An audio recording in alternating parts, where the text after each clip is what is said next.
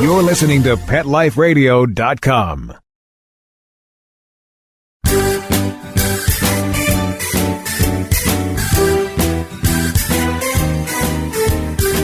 Welcome to Get Positive Results on Pet Life Radio. I'm your host, Teoti Anderson. It is your worst nightmare. Your pet goes missing.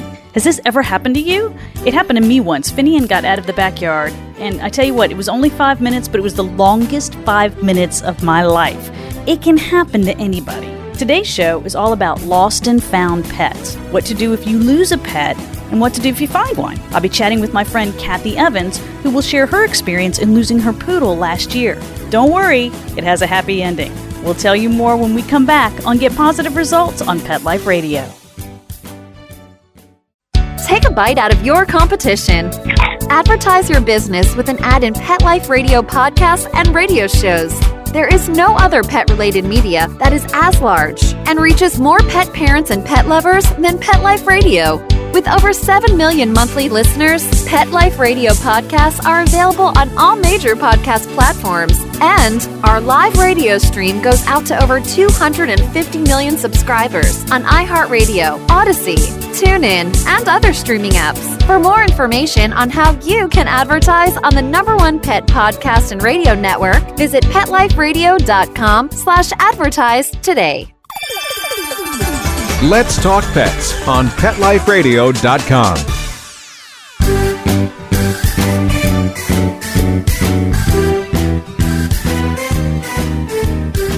And we're back. This is Teoti Anderson on Get Positive Results on Pet Life Radio.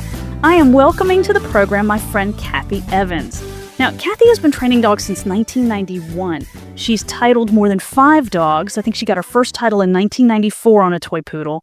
And these titles are in obedience and agility and freestyle and hunting and rally. She's actually in the process of becoming a provisional judge in obedience and also going to pursue becoming a judge in rally as well. And I say all these things not to give Kathy a big head so that she gets all excited, but what I'm doing is telling you that this is a very, very experienced dog person. And yet her dog got away and got lost. And this can happen to anybody. I think a lot of people think, oh, well, he was abused and neglected, and that's why he ran away. Kathy's dogs are not abused, and they are not neglected. They live the life of Riley. So, Kathy, welcome to the program. Thank you.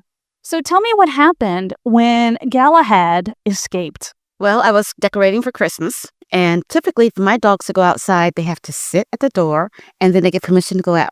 I used a door that I don't normally use, trying to put up a wreath. And they were sitting, and I assumed that they were sitting.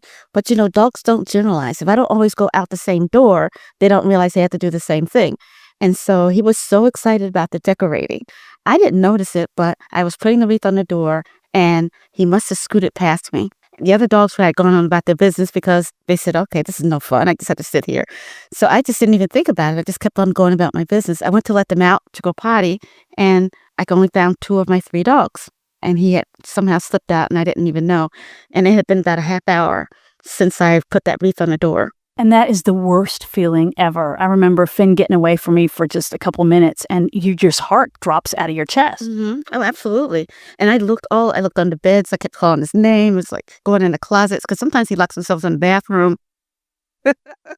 So I was like, he's got to be somewhere in the house. I said, well, did I let him out? So I went looking all around the yard, and I had flashlights calling his name. And no, I just didn't figure out that he had gone out the front door. And then I remembered that I had done the wreath and said, I bet you he scooted out then when I wasn't looking.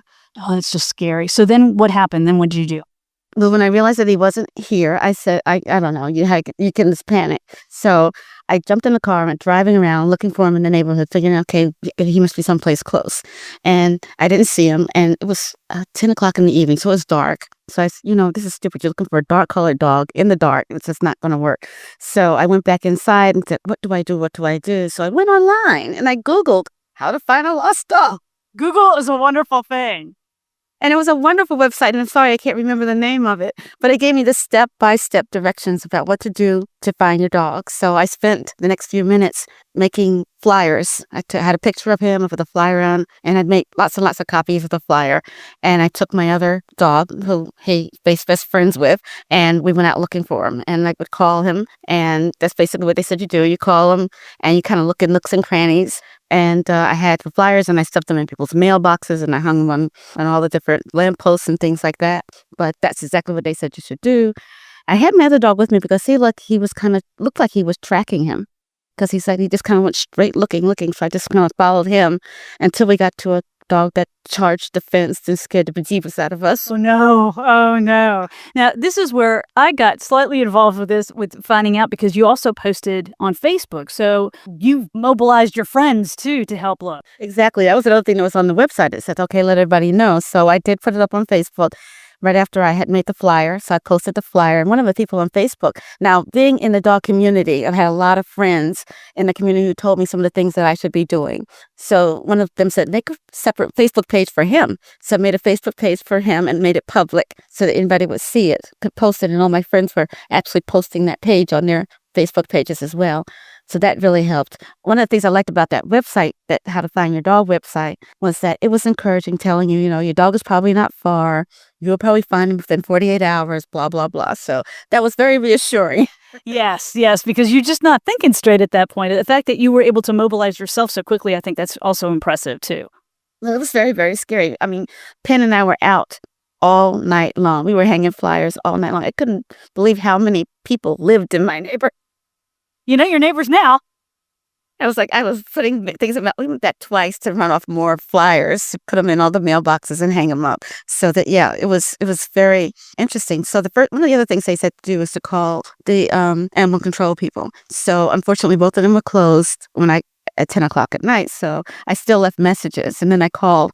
I think I got 2 hours sleep, and then I called first thing in the morning again to tell them about my dog. And people were calling me in that morning, and I was trying to set up people to come and look for the dog. So we had started mobilizing the forces to go look for my dog because I hadn't found him overnight. So I had a friend on the phone, and I got, what do you call it? One of those messages for somebody's on the phone, and I never know how to do that. So let me hang up and call this person back. So I called him back, and it was the animal control officer, and he says, I think I found your dog. And I said, well, because I have poodles, I didn't trust that people actually know what a poodle is. So I said I had to see the dog before I could say, yes, it's my dog. But he says he was running around on one of the busiest streets of my neighborhood and dodging between cars.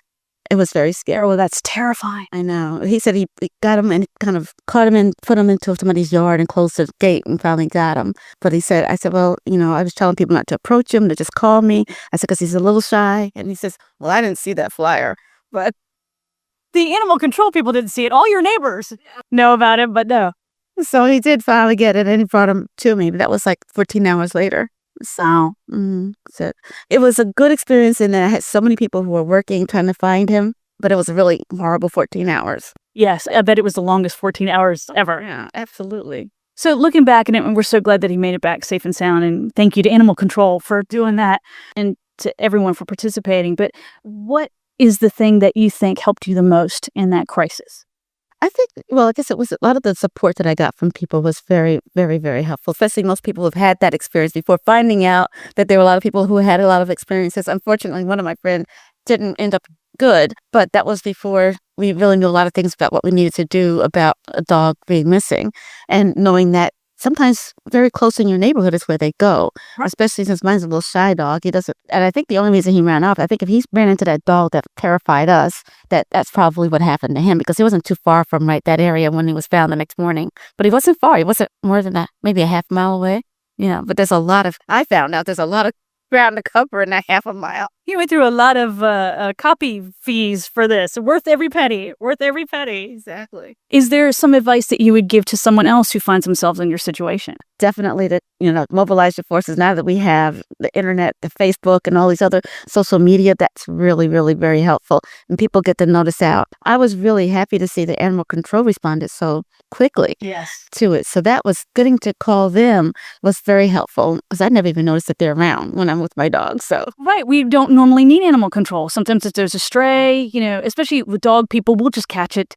We'll try to catch it ourselves. We have leashes, we have treats. I have done that and taken dogs to the pound, say, he has a collar. Somebody owns his dog. Just scan the dog, please, for the chip. I mean, especially in the dog community, as you say, we do that ourselves, but we don't often need animal control. So it was really heartening to know that they were there for you when you needed them. Oh, yeah. And and it was so funny because I was sitting there and said, where are you? I'll come. He says, no, I'll bring them to you.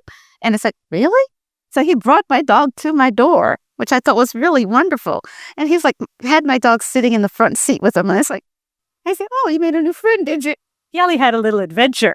But it was really, really very sweet. And he kind of checked all my credentials and stuff like that when he got the dog here. But, I just thought it was really nice that he would bring my dog to me. He said he never even saw the inside of the pound. Just kind of picked him up and brought him to me. Yes. Well, that's wonderful. Well, thank you so much for sharing your story. I really appreciate it. I'm hoping that this will help other people who find themselves in that situation. This has been Kathy Evans on Get Positive Results on Pet Life Radio. Thanks a lot, Kathy. You're welcome. Now, when we come back, I'll be giving you tips on what to do if your pet goes missing and what to do if you find a pet. All on Get Positive Results on Pet Life Radio. Stay tuned. Begging to hear more of your favorite show? Full episodes of all our shows are available on demand. Go to PetLifeRadio.com to fetch our entire lineup of Possum Pet podcasts. Also, dig us up in iHeartRadio and iTunes. Let's talk pets. Live and on demand, only from Pet Life Radio. Let's talk pets. Let's talk pets On Pet Life Radio. Pet Life Radio. PetLifeRadio.com.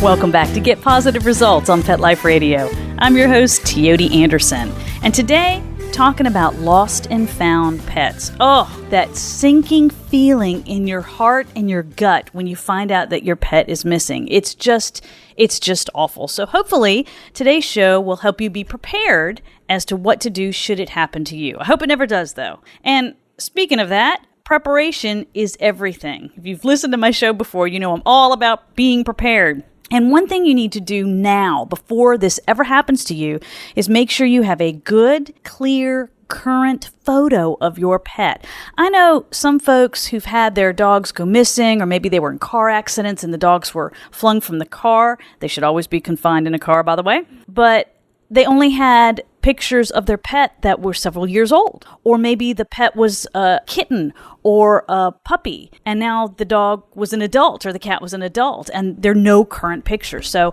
many of us carry gazillion pictures of our animals on our phones. I know I am guilty of that. But you want to make sure that you have a good, clear, current picture of your pet, because you're going to need to make flyers, and I'll talk more about flyers in a second. Another thing you want to do to make a good practice in preparation is anytime your dog leaves your house, if you take your dog to the vet or to a pet supply store or out for a walk, make sure that your dog is wearing a collar with ID. You think that you start your regular walk around the block and nothing's going to happen to you and your dog will be attached to you at all times. But we know that things can happen. So make sure your dog is wearing a collar with ID tags. Cats, the same way. Make sure they're wearing some sort of ID. They have breakaway collars, though, because cats have a tendency to lose collars. But you can at least try to keep one on your pet. Make sure it is a breakaway collar if you have an outdoor cat. Also, microchip. Consider microchipping your pet. The tags are better because it's more visible, but make sure that your pet is also microchipped. You can talk to your veterinarian about that. And as always, train your pet, especially your dog. Train your dog to come when called. When you have lost your dog and you're out in the neighborhood day and night calling your dog's name, you want your dog to come to you. I will tell you that's what happened with Finian. I didn't know when I went outside that somebody had left my gate open. And Finian is not allowed outside unless I'm outside. He is a Papillon. He's a small breed dog. I do have birds of prey in the area. Birds of prey will take a small dog. So I had let both of the boys out to potty, and Sawyer came running up and went back into the porch, but Finian didn't. And I called his name and he didn't come, and I called his name. I said, oh my gosh, what happened to him? My yard is it's a big yard, but it's pretty open. There aren't any nooks and crannies really in my yard where he could have gotten into. So I immediately went inside. Well, I went around the corner of the house and I saw that the gate was wide open. And that's when I got that terrible feeling. So I went running inside. I grabbed some chicken out of the fridge and a leash. And I went out the front yard and I started calling him. And I just went around my little neighborhood and I'm calling him. And he heard me and he came running. Oh, it was the best thing I've ever seen. His little feet were just pumping. Those little paws were pumping as fast as they could go. And he was running as fast as he could to me. And let me tell you, he got chicken. He got kisses. He got cuddles. Oh, I was so pleased. But that's because I taught him to come when called. And even though he was on his little walkabout and he'd been out there for 5 or 6 minutes and having a grand old time, and I live near woods, by the way, oh my gosh, the things that could have happened to him, he came running when I called him. So please train your dog. Train your dog now. You don't want to regret not training them later if you need it. So those are some preparation things you can do. So let's assume that the worst has happened and your pet is missing. Don't wait. Don't assume he'll come home in a couple hours. Oh, my dog will find his way home. No. Take action now. Don't wait. So many things can happen to your pet in a course of hours. Bad people can happen to your pet. Birds of prey if it's a small pet. Other dogs, loose cats. Cats get into fights all the time. So things can happen to your pet in those hours that you're waiting. So please don't wait. Take action right away. Search everywhere in your house and your yard. Check your closets, check the bathrooms, check the garage. Do you have a walk-in attic? Were you in and out of it during the day? Go in there and check too. Sawyer, my Belgian Tervuren, once locked himself in a bathroom. And by locked, I mean locked. He managed to walk into the bathroom, shut the door behind him, and turn the little twisty knob thing so he locked himself in there. That takes talent, my Sawyer. I got him out. It was an adventure, but I got him out of there. So when my dogs do that, every now and then Finn will get in a closet or something, they don't utter a peep. No, not a peep out of them. I'm very grateful that I don't have dogs that are big barkers, but once in a while it would be nice if they were, stranded somewhere, they could let me know that I could come get them. But no, they're quiet as little mice. And so I have to go searching for them. So check your closets, check your bathrooms, especially if something's going on in the neighborhood, like a storm. Maybe your dog's cowering in the bathroom behind a trash can or something. Did they accidentally get in the pantry? Did they follow in on your heels and you didn't notice because you were busy? Always check the nooks and crannies of your home. I will tell you, with my cat that I had for so many wonderful years, he loved to hide. That's a cat game, too. They just love to hide and come find me. And they play very unfair games of hide and seek because they're really good at it. But Sebastian purred like a broken muffler. He had the loudest purr of any cat I have ever known. It was wonderful. And so if I got really quiet, I could follow the purr and he would be like up on top of the fridge, or I have cabinets in my kitchen that don't go all the way to the ceiling. There's about maybe a 16-inch gap there, and he would go curl up in one of the baskets I have up there, and he would think that was the greatest thing that I couldn't find him, but he always gave himself away because he was purring. I always used to crack me up.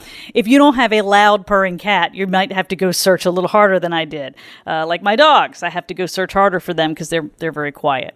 Also think about, if you have an outdoor cat especially, could they have accidentally hitched a ride with a friend? I know people whose pets like to get in people's cars, whether they're their owner's cars or not. So did you have a friend visiting you earlier in the afternoon and maybe you haven't seen your dog since, or your outdoor cat since? Did they accidentally hop in that car and take a ride? Or did you have any handymen over, construction workers, that they had their car door open, truck door open, and maybe your cat went and, curled up there and is now down the highway somewhere? So don't rule that out altogether too.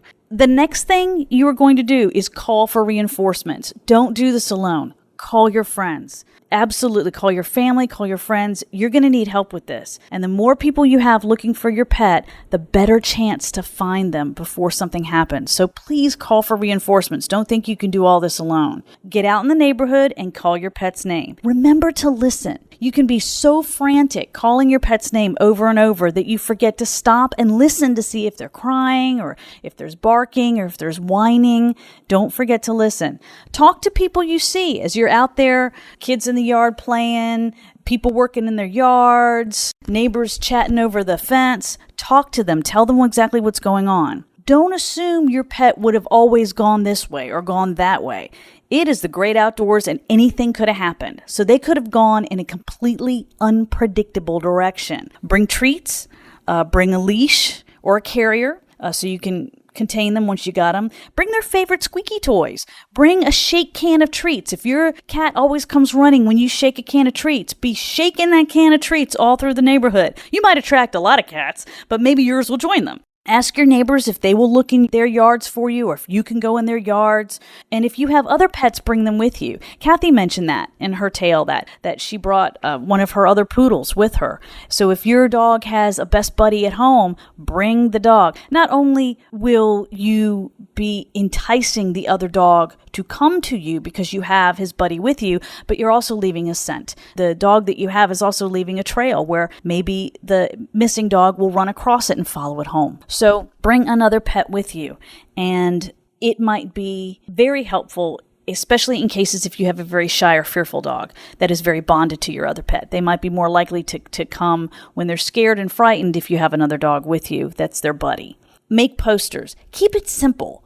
Big, lost dog, lost cat in really big letters. Include the date the pet was lost. Never assume that people will know what breed of dog you have, or cat for that matter, even if it's a common breed. I had purebred Labrador retrievers, and people would ask me all the time, is that a lab? Yes, that's a Labrador. And Labrador is the most commonly registered dog in the United States with the American Kennel Club. So don't assume that people will know. Just describe the dog. Medium brown dog, medium tan dog. Include the pet's name. People who call your pet's name might be more likely to get the pet to come to them. So always worth a shot.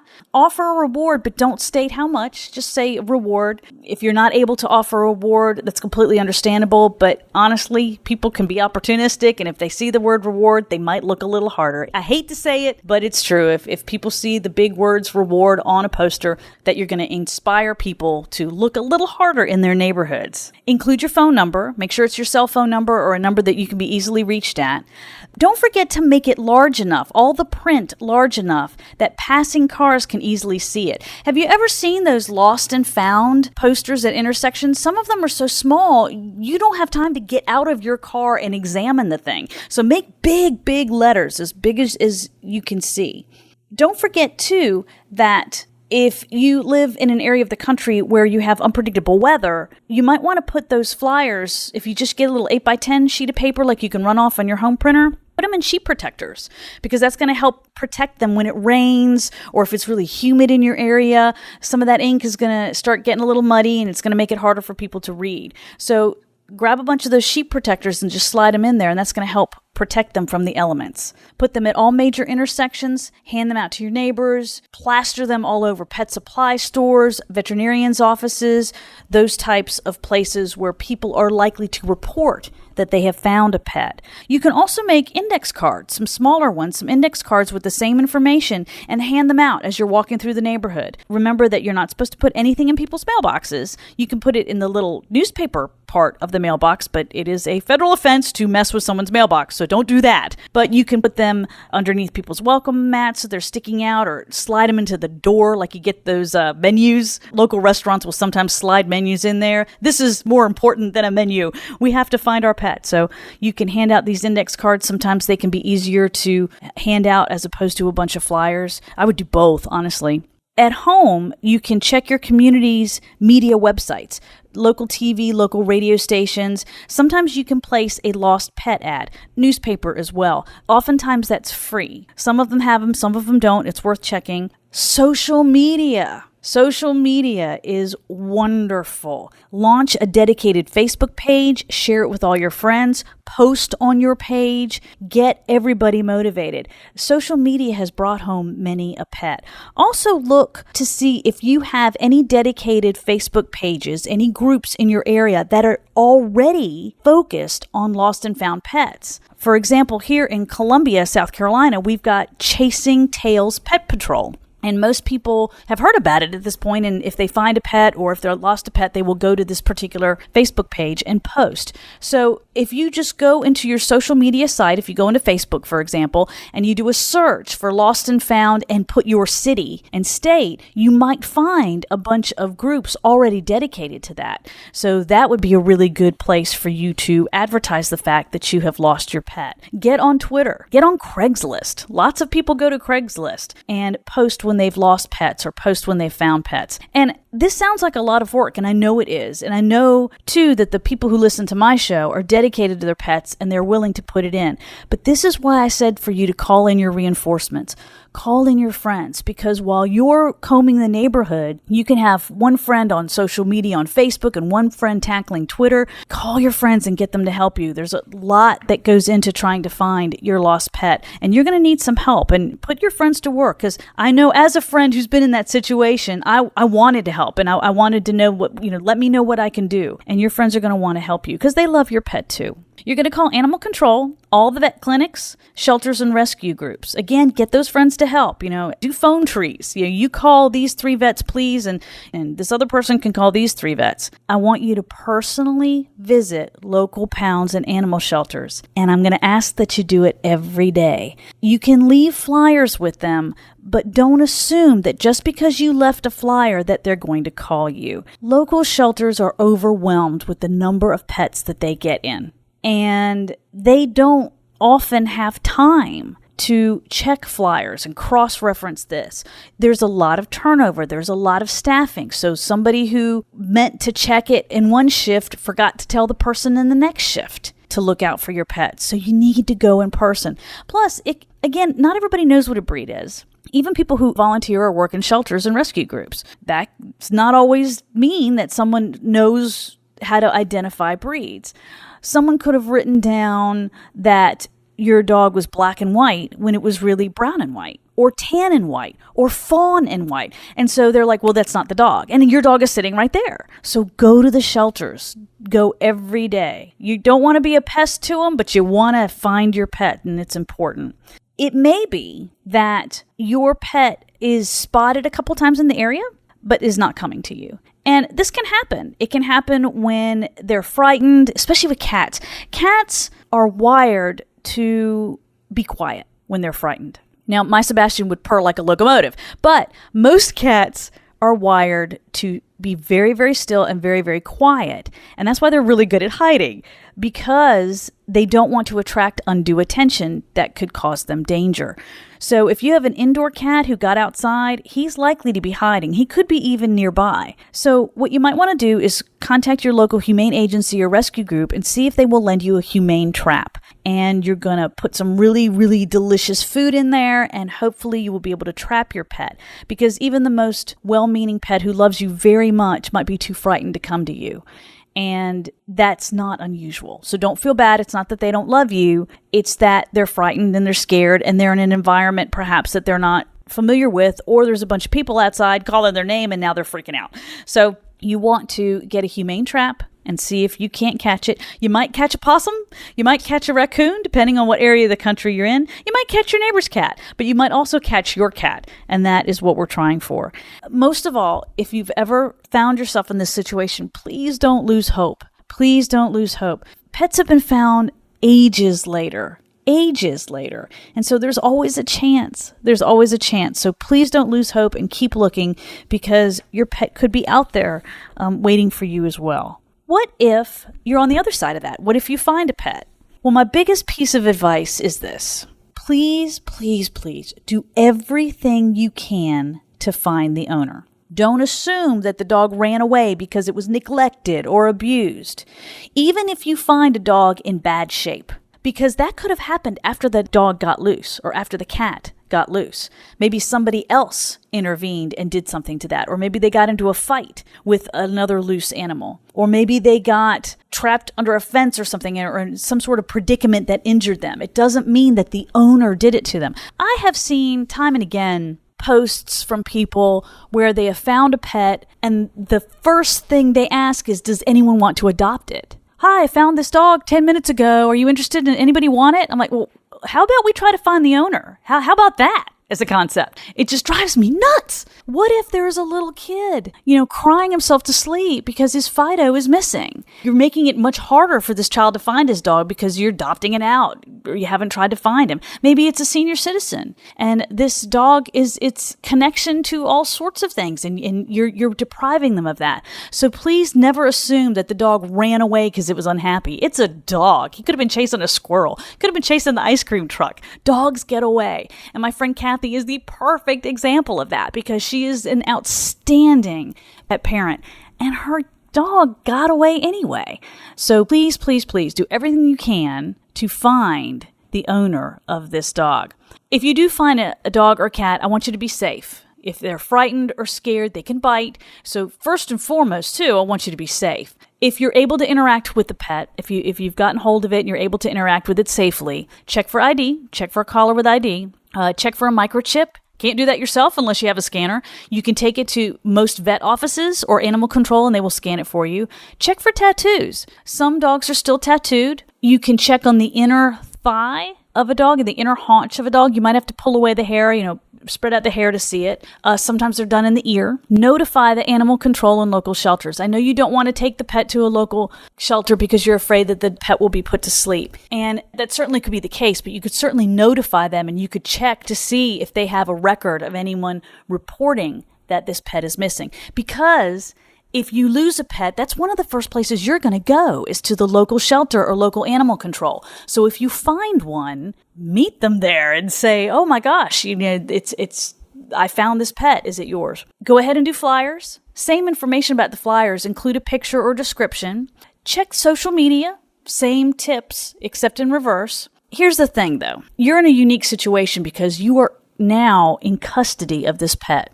I want you to be very careful before you turn the animal over to someone who claims to be the owner. And this is another dark side of human nature we don't like to admit and we don't like to talk about, but I think it's important. There are people out there who deliberately scan found pet ads and go claim to be owners, and they're not the owners.